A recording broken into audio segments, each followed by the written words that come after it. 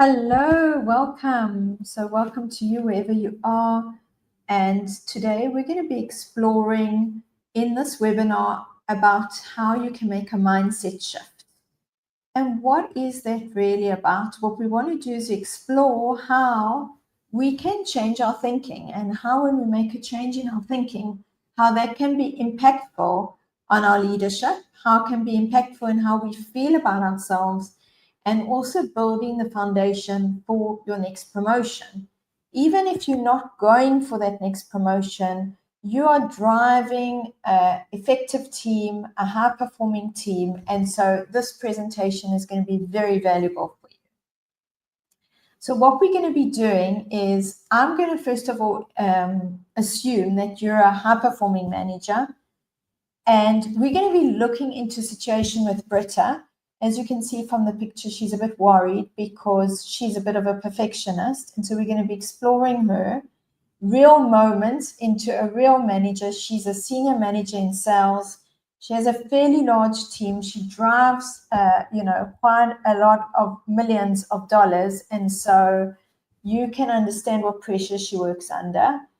And while I do this presentation and while you're coming in, if you have questions, please pop them in the comments. I'll see them and I'll reply to you. And if you're listening in, if you could even type in yes or hello, that'll be really nice to know that you're here.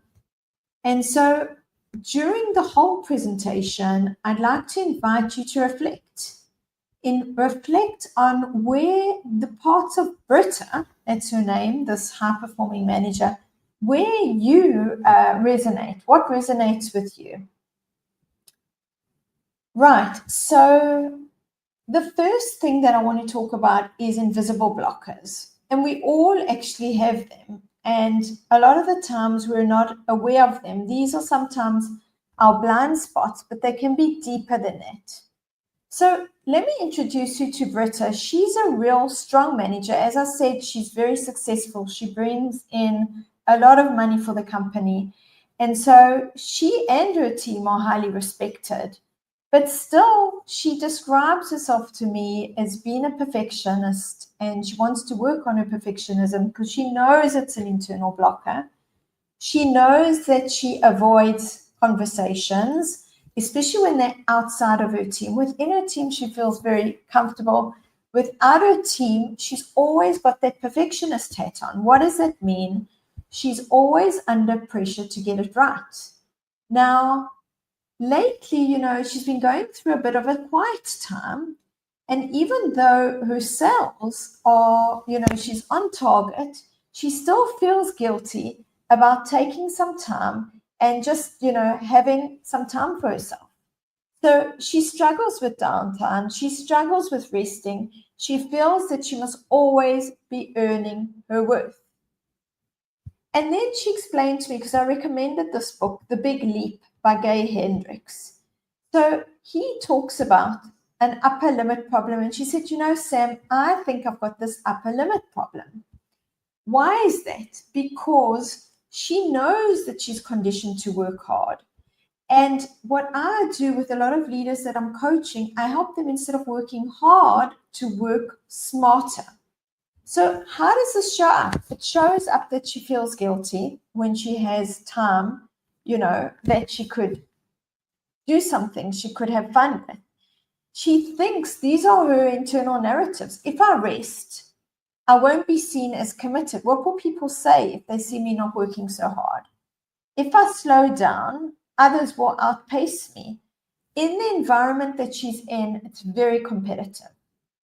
So even when you've earned your break, the guilt sometimes creeps in, sabotaging your ability to even enjoy it. So the upper limit problem is that when she feels ease or joy, she self-sabotages herself, almost like she doesn't allow herself to, take her time to enjoy work. She needs to be pushing all the time. And this kind of mindset, this blocks promotion because you're unconsciously pulling yourself back when you're rising. So another now I want to move on to something else. And she describes this. So she's very aware, but without the coaching, she wasn't ready to make the change. So she came to me because she was ready. She knew she was avoiding. She was avoiding in meetings. She actually thought a lot of the meetings were ineffective. But what she did was she was sitting there quietly and she didn't talk and she didn't offer improvements, even though she thought of them. Now, again, in her team, she's very different. But when she's with her peers or with more senior management, she tends to fear being judged. So she keeps quiet. She doesn't want to be seen as being critical. She doesn't know how to express, and so she avoids. And she's also thinking, why even bother? Nothing's going to change. So does any of this resonate with you? So she also has an avoidance of conflict, and she's conflict averse, and this comes from her childhood. And I know this because I'm also conflict averse, and that's probably why I like to coach a lot of people to step into their power, to not hold back, to not avoid. So conflict is uncomfortable for her. And one of the things I do in the coaching is I help people be comfortable with the uncomfortable. Actually, it's one of the most amazing things when we learn to push through that discomfort, because truthfully, work and life can be very hard. It can be very uncomfortable. And so when we learn to deal better with the uncertainty, deal better with any conflict, deal better with anything that we don't like, with all this discomfort, with all this uncertainty, we live much more wholly and we live with much more joy in our hearts. And so getting back to Britta, Britta is uncomfortable with conflict. She knows that she's seeing things that are ineffective, but she prefers to stay quiet. And by doing that, we're actually not in our integrity. So I just want to remind you, especially if you're coming in now to listen, that Britta's actually very successful. She has a strong team, but still she finds it a little bit hard to delegate because she wants to be controlling everything, again, because of her perfectionism. And another thing that's disturbing her is the internal politics, which she finds drains her of energy. So all of this, you have to understand, she's not living with ease. She's not living with joy. She's living with a lot of tension. And so in case you don't know me, I'm Samantha. Amit, welcome. And I coach leaders, managers really, that have teams in over 40 countries today. And so I'm working with a lot of managers that have cross teams. And my speciality is that I bring mindfulness and mindful leadership into the coaching. What mindfulness really is, it's a particular way of being awake and being aware in the moment. It's a particular way of leading with presence, leading with confidence, leading with more calm. And it's something that we cultivate and something we learn. So what I do is when I'm coaching managers like Britta, we all know, we all have ways that we can improve, especially. So I coach leaders, team leaders that are slightly more aware than, let's say, a regular person. So they're more senior, they're more experienced, and they want to bring in more presence. They want to overcome adversity. They want to overcome the feelings within that make them feel not so good. So let's jump right back into Britta and let's see how I coached her using the Mindful Act leadership model. Now, I developed this model in the early 2010 when I was coaching leaders using this model. And I wrote about it also in my book called Mindfulness at Work with Professor Passmore, which is all about how to bring mindfulness into work. And so it has 3 tiers. The first tier is all about me. How can I achieve more? And it's looking at myself, bringing a lens on myself and saying, how can I be more confident? And how can I be more present? And what leadership skills do I need to develop? And on the other side, we're looking at how can I be more calm? How can I be more connected to my team? And how can I feel better within? And so that's the achieve more piece. Then the connect better piece is all about my relationships. How can I connect better within my team, on my one-to-one and my one-to-many relationships, also with other teams? And then the thrive piece, the T, because it's an ACT model, ACT, is the many-to-many relationships. For those of you that can see the screen, there's a picture of, there's the green, and that's the thrive piece. How can I thrive instead of survive? And that's the many-to-many relationships that you're seeing here on the screen. Because working in a global company, you have teams in different places. Sometimes your own team is dispersed in different countries. And so it makes it so much more complex to thrive. And so we want to look at the business, we want to look at our impact, and we want to look how we're connecting across teams. So if we look at the first tier of the model, that's the self-awareness piece. That's the achieve piece of me working on myself. And we want to really zoom in to our thinking and paying attention to what am I doing and what am I thinking, and is it serving me? And so Britta noticed how she was so controlling, and so she wanted to make that change. She also noticed this protection strategy. She noticed that she wasn't speaking up, and she knew that she had a fear of not getting it right. And so she really needed the coaching to help her make that bridge. Because, when we're working, pushing for results all the time, we need that encouragement of a coach to be able to help you move through that fear of getting it right. And so she had this inner narrative that said, I have to be right, not bold. And so we smashed that. And today she wants to be bold, and she is willing to experiment and not be right all the time. In your mind, these things, but the body feels it. The body feels the stress. The body feels the fear. The fear of the emotion is felt in the body. So this is, again, where we want to learn to push through the discomfort and come out on the other side, because it's so much more rewarding. And so a lot of the coaching for Britta was finding her voice and letting go of the perfectionism in service of actually letting her brilliance be heard, because only within her team, she was getting results. So she continued to get results. And so she was, promoted, but within herself, she felt stuck. Within herself, she knew that she wanted a change. So then the next tier is all around your relationships, and it's your one-to-one and your one-to-many relationships, and how do you show up? And so what I want to invite you into is, if you're coming in now, we're speaking about this Mindful Act leadership model, and it really helped you to connect with yourself and connect with others. Now, we know when there's a connection or when there's a disconnection. So we're talking about how we can build relationships, and how you know that you're actually off is when you feel that there's a disconnect. How do you feel that there's a disconnect? You feel it in your body.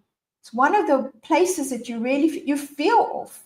That's a disconnect, and it's not such a nice feeling. And so what we want to do is we want to be able to reconnect with ourselves, and then be able to connect also with people. The third tier of the Mindful Act leadership model is Thrive, and it's the T in ACT for thrive instead of survive.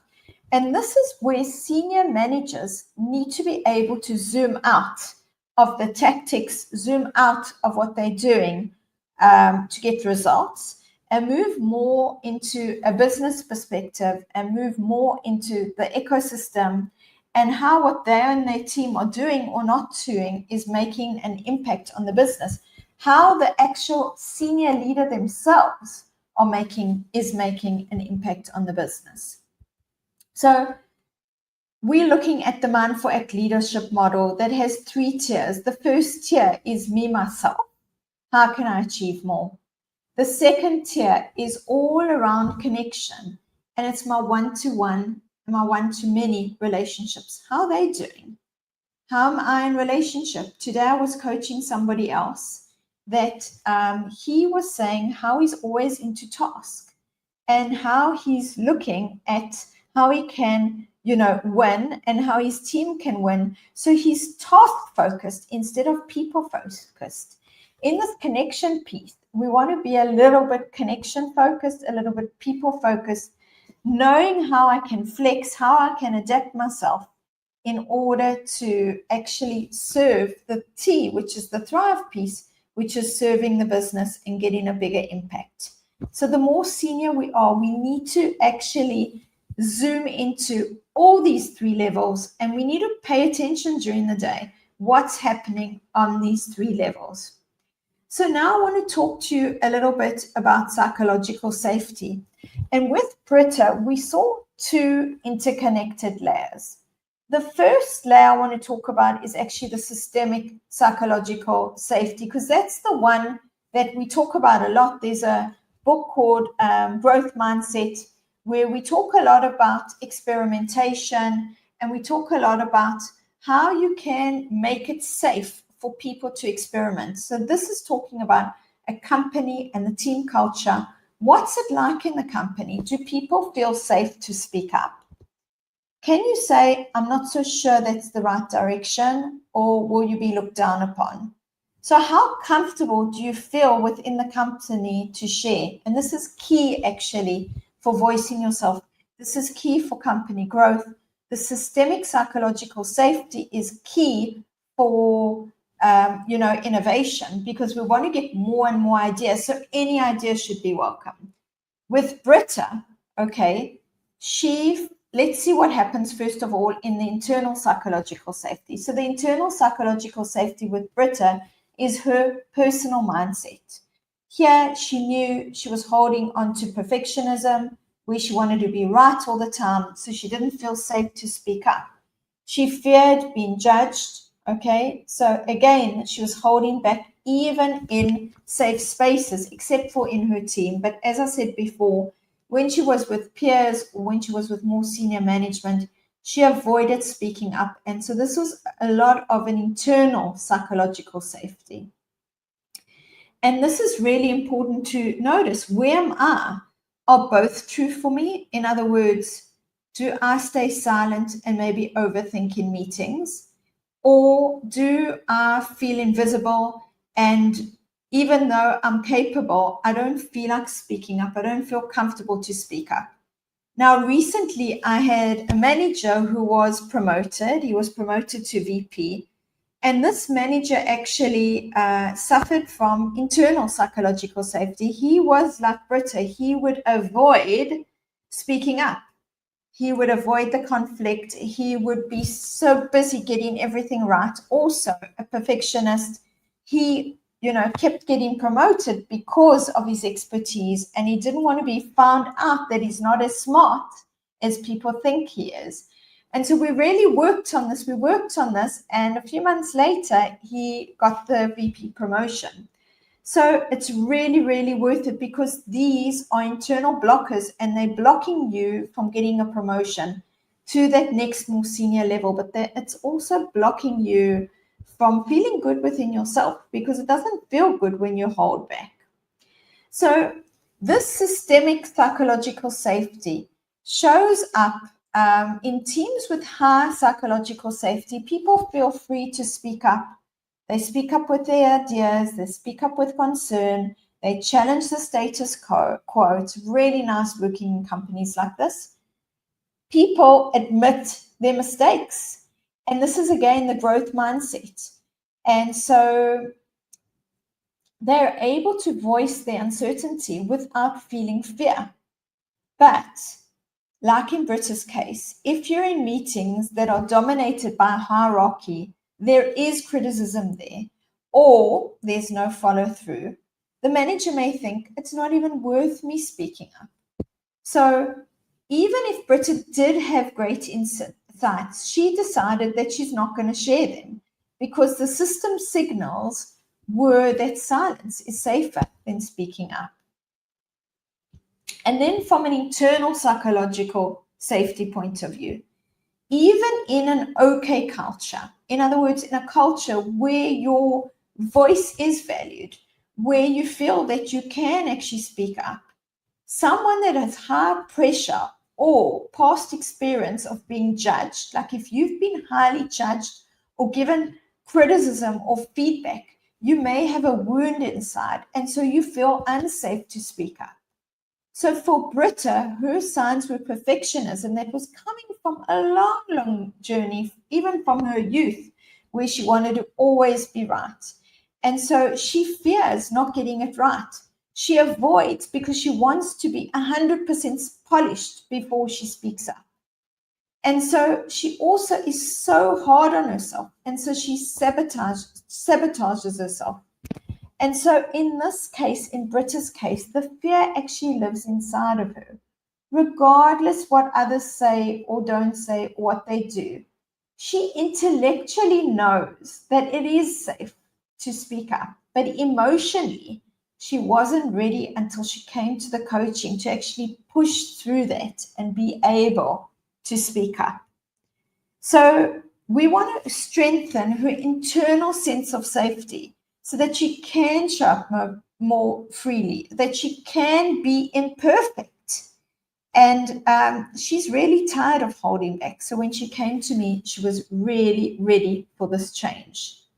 So how can this mindful act leadership model help? So we said that there are 3 areas. First, the achieve is by myself. So it was about her becoming aware of her unconscious blockers and not just coming and telling me about them in the meeting, but actually being aware of them during her day. So we did various exercises which made her slow down so that she could build that awareness muscle and be more aware of her blockers, like her perfectionism, like her fear of speaking up. And then the connect piece, that's where she was able to practice it, because in her one-on-ones or in meetings, to reclaim her voice, to speak up, to experiment. And the thrive piece is that she was really ready to contribute to shaping the system, because the thrive piece is about the ecosystem. It's not just about surviving in it, it's about thriving in it and actually being proud that you are an integrated part of making the system grow. So let's look at how I coached Britta using the Mindful Act leadership model. So we said that A stands for achieve, C stands for connect, and T stands for thrive. And it's a 3-part model of growing leadership from the inside out. And so the first part was building her self-awareness, building her regulation, that, she wasn't so anxious all the time. In key relationships, how did she want to connect, especially outside of her team? And then building that strategic system level muscle, how she could influence more. Because the more you want to receive a promotion, or the more you want to actually let others know you, is to voice yourself in the system, not only within your team. And it's not only about getting results, it's actually about making an impact on the system and speaking up, in the system. So let's zoom into the achieve piece. So as I'm doing this, I'm just going to invite you to take a breath with me, because I feel like I've just been moving fast. And so take a breath and just notice, how are you at, the self-awareness piece? How are you at regulating your emotions? This is all the inner game of leadership, the achieve piece. And so if I zoom into Britta's lens, she's high performing, but high performing driven by perfectionism and driven by fear of getting it wrong. And is that a nice way to be in the world? Well, I'm going to ask you, if you notice that you are the expert and that it's really hard for you, and that, you love what you do, but you are feeling that you are pushing all the time. Well, with Britta, she'd reached the stage that she was no longer loving what she was doing, even though she was great at it. And another thing we noticed also, all this coming up, is that she felt guilty. She felt guilty about, being at ease And she felt guilty whenever she felt joyful because she had this internal dialogue that she should be working and she should be pushing and she should be working hard. So these were all mindset shifts. We're here in the mindset shift. These are all mindset shifts. And when you create a mindset shift and you believe it, and you really believe it, and you're willing to experiment with me, then you can push through that and reach a new height, reach a new level. And so Britta was noticing this, what we call the upper limit problem. This is a book by Gay Hendricks. He wrote a book called The Big Leap. And so, as I mentioned before, Britta read this book because I asked her to read this book, and she was conditioned to value hard work. So she noticed that she felt guilty every time she had downtime. And so she had to learn to expand her capacity to hold more ease. And she had to keep telling herself, I can succeed without pushing all the time. And I had to trick myself into starting to meditate, because whenever I used to meditate, I'm a mindfulness teacher, I'm a trained meditation teacher, mindfulness-based stress reduction.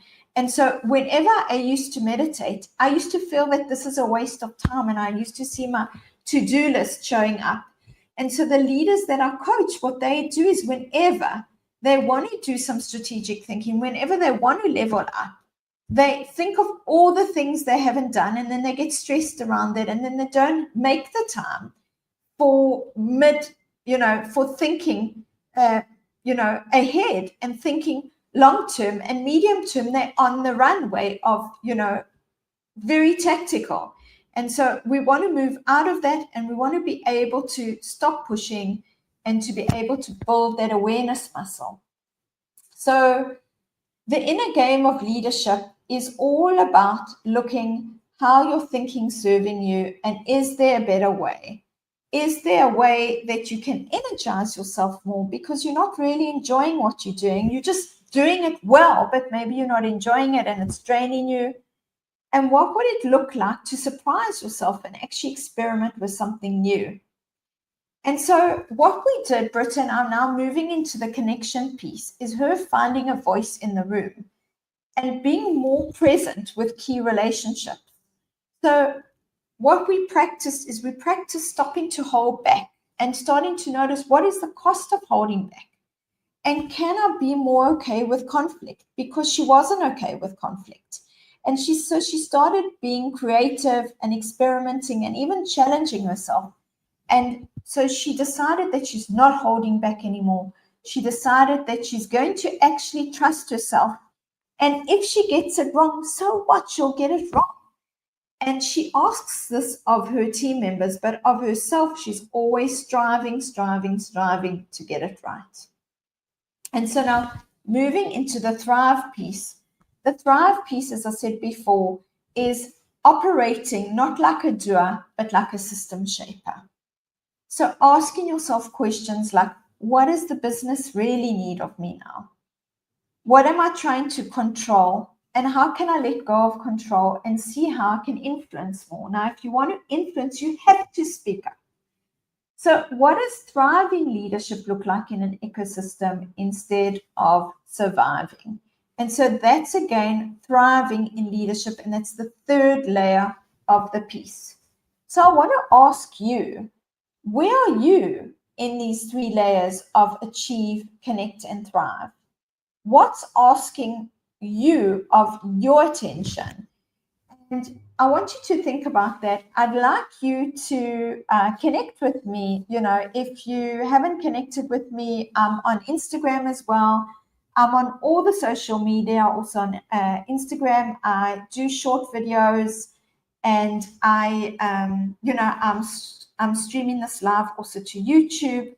I really want to thank you for attending. And I'm going to invite you to take a moment to even thank yourself. Thank yourself for leveling up your leadership today. Take a breath and say, hey, yes, I'm making time for learning. Learning around leadership is one of the biggest gifts that you can give yourself. I often get leaders that come into the coaching and they tell me they don't have time for developing their career. And so they're very into tactical.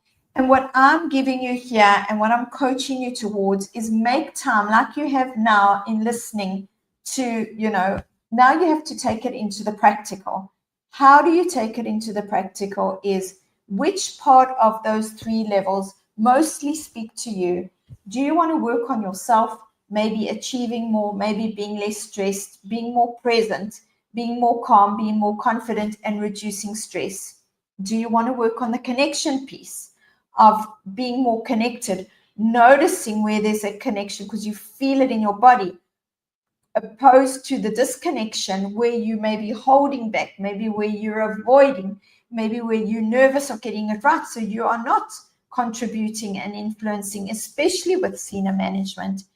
And if you're already a senior leader, then how are you contributing to the system, not only in money terms, but how are you influencing the system to thrive, the culture to thrive, how your team's collaborating across the organization, not with only success factors within your team, but cross teams. And so thank you for listening. I appreciate you so much, and I would love your comments. Please share them here. Please reach out to me, DM me, and share your successes with me. And I will just say goodbye for now. And here's to experimenting, and hope to see you soon and hope to hear from you soon. Bye for now, Samantha, Amit.